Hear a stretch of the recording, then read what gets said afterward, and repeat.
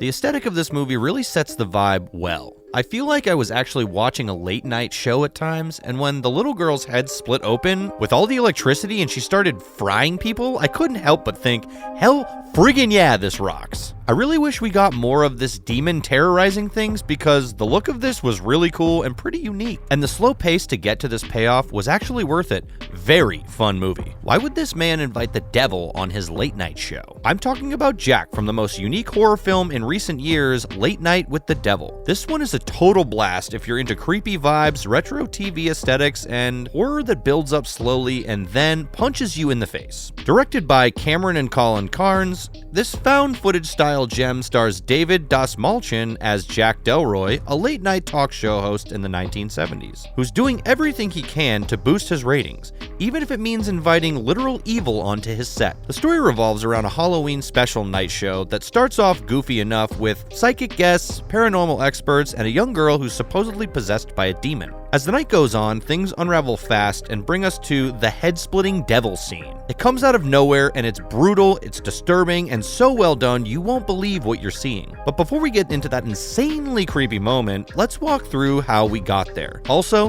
hit that subscribe button and stay up to date with all my weekly horror movie scene breakdowns. This movie is presented as a collection of found footage that reveals the story of a man named Jack Delroy. He used to host a popular 1970s talk show called The Night Owls. Jack was doing really well in both his career and life until a tragedy hits him. Jack's wife gets diagnosed with terminal lung cancer but stays positive and even attends Jack's talk show. This episode gets really high ratings and becomes the most successful night of Jack's career. However, after a few weeks, his wife passes away and Jack stops appearing on television. One day, he eventually returns with his talk show but fails to restore his popularity. To achieve a higher rating, Jack decides to broadcast a special episode on Halloween night. The guests include a psychic, a former magician, and a female author named June. June works on psychological and demonic themes, and tonight she also has brought a young girl named Lily who is apparently possessed by a demon. Further, the film seems like a documentary that tries to investigate a paranormal case that happened in 1970. It contains the footage of that Halloween episode and a bunch of behind-the-scenes videos. The show starts with the psychic showcasing his abilities to communicate with the dead. He successfully convinces a woman that he can talk to her dead brother, and the audience becomes very impressed. Jack decides to take a short commercial break, but the psychic interrupts him because the spirit named Minnie is trying to communicate. When no one seems to recognize the name, Jack continues with the commercial break. After that, the former magician, Carmichael, joins the show. He is strongly against the psychic and believes that everything has a scientific explanation. Hearing this, the psychic gets really angry and almost throws hands at Carmichael, but Jack handles the matter very well. Moreover, he reveals that the psychic does have some powers because Minnie, he mentioned, was the nickname of Jack's dead wife. Carmichael, still very skeptical, offers a reward of $500,000 if the psychic succeeds in calling Minnie's spirit. The psychic confidently tries to communicate with Minnie, but all of a sudden, his good condition starts getting weird. He collapses on the floor and vomits a black liquid. The broadcast gets cut off, but the behind-the-scenes footage reveals the horrifying condition of the psychic. Meanwhile, Carmichael accuses Jack of staging the whole scene beforehand. The show continues and Jack talks about the book called Conversation with the Devil, written by his next guest, June. He also shared some clips of June's research center and a notorious church that belongs to a cult that worshipped a demon named Abraxas. He was famous for fulfilling people's desires in exchange for sacrifices. When the police tried to investigate them, the cult members killed themselves, but 10-year-old Lily was rescued by the police. She has no memory of the past, but June claims the little girl is possessed by a demon related to Abraxas. While June is discussing Lily's case, Jack is informed about the psychic's mysterious death, but he doesn't inform the audience. However, the atmosphere in the studio starts getting very uncomfortable. Regardless of the unknown consequences, Jack forces June to invite Lily's demon so he can speak with the entity himself. His assistant also tries to stop the show, but Jack explains that today's episode will bring huge success. June starts the process and advises everyone to stay calm. Lily's movements get unnatural. She speaks in a demonic voice while levitating in her chair. Surprisingly, the demon inside her recognizes Jack and also knows about his wife. After a while, Lily becomes normal and the broadcast has scored remarkably high ratings. Jack gets really excited and continues the show. Carmichael still doesn't believe in demons and calls everything part of a hallucination, but to prove his point, Carmichael hypnotizes Jack's assistant and makes him pull out worms from his stomach. The audience gets hypnotized as well, and everyone starts to see the worms, but Carmichael explains that it was just a hallucination. The assistant is completely fine and there were no worms in the recorded footage. However, when they replay Lily's part, it is proven that the demon really took over the poor girl. Now, everyone in the studio is getting worried, but they're totally unaware of what's coming their way. The demon is finally going to show his true powers. While reviewing the footage, Jack notices Minnie's ghost and freezes to his place, but Carmichael is still blaming him for staging everything.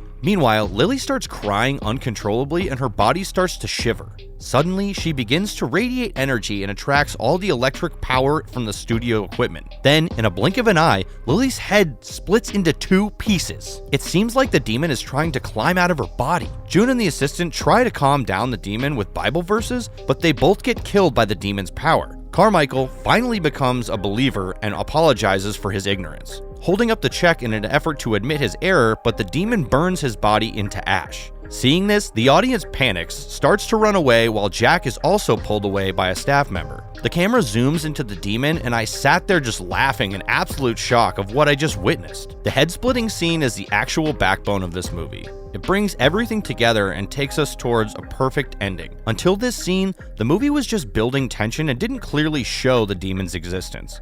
With Carmichael's presence and his arguments, the audience keeps questioning whether there's something supernatural or not.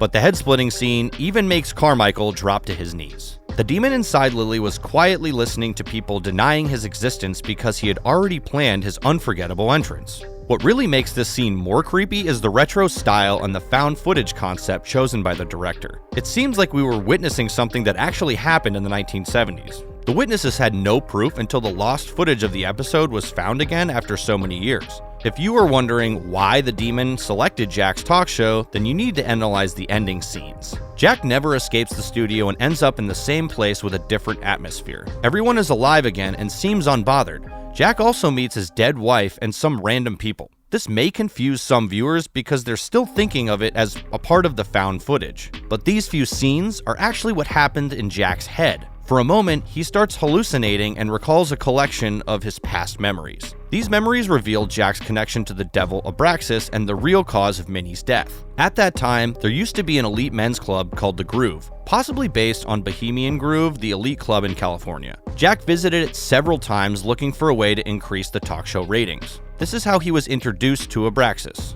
The devil agrees to fulfill his wish, but in exchange, Jack sacrifices his wife. Therefore, he got a high-rated episode when his wife joined him. However, Jack was desperate for popularity and made another deal with the devil. Remember that Lily survived the mass suicide of the Abraxas cult. However, she wasn't supposed to. Therefore, the devil was looking for another chance of a mass killing, and Jack's studio was the perfect place. In exchange for getting such a big show, Jack had to make some sacrifices. While hallucinating about his wife, he tried to end her suffering by stabbing her with a dagger. Makes sense, right? But when he returned to his senses, Jack realized that he had actually stabbed Lily. The police sirens can be heard in the back, which concludes that Jack was accused of all the murders. The live audience may have talked about the demon, but no one had believed them until the lost footage was discovered. So the movie ends here, but we shouldn't skip admiring the director's efforts and the story. The year 1977 wasn't just a random choice. It was just a few years after the release of the iconic horror movie The Exorcist. People were already questioning the existence of the devil and their religious choices, so the curiosity they had for Jack's show was not exaggerated. Moreover, The Groove was an actual nightclub of famous people. Their activities were secret, and many believed that the club's members were worshipping the devil. In exchange, they are getting their desired fame. The director used this theory to create Late Night with the Devil. Another reason for the huge success of the movie is a current theory circulating about celebrities. Many popular artists are showcasing demonic themes in their music and films. The public believes that the celebrities are doing the same thing that Jack did, selling their souls to the devil in exchange for fame. Now, whether this theory is true or not, The Late Night with the Devil is still an interesting film to watch. So, what are your thoughts on Late Night with the Devil? Did the head-splitting scene shock you? Do you think today's celebrities have connections with the devil? Let's talk about it down in the comments.